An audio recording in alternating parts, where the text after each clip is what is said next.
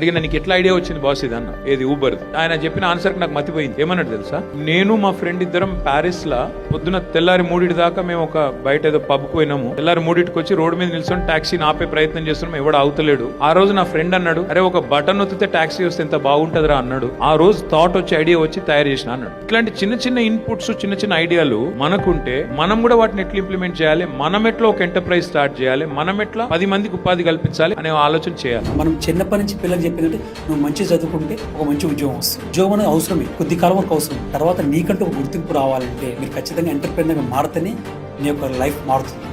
మీ పేరును 10 మంది గుర్తుపెట్టుకున్నట్టు ఉండాలంటే ఖచ్చితంగా మీరు ఎంటర్ప్రెన్యూర్గా మారుతానే, లేదంటే జీవితకాలము జీతకాలంగానే బతకాల్సి వస్తుంది. అట్లని చెప్పి ఉద్యోగం చేయకుండా డైరెక్ట్ ఎంటర్ప్రెన్యూర్ రమ్మని చెప్పను. ఫస్ట్ ఆఫ్ ఆల్ ఒక ఉద్యోగం చేస్తూ సెకండ్ ఇన్కమ్ సోర్స్ వాళ్ళ టైంని స్పెండ్ చేస్తూ సెకండ్ ఇన్కమ్ పెంచుకోవాలి. సెకండ్ ఇన్కమ్ ఎప్పుడైతే మంచిగా ప్రాపర్గా వస్తుందో దాంట్లో మీకు లాభ నష్టాలు వేరే చేసుకున్న తర్వాత ఉద్యోగం వదిలిపెట్టి యూ బికమ్ ఎంటర్ప్రెన్యూర్.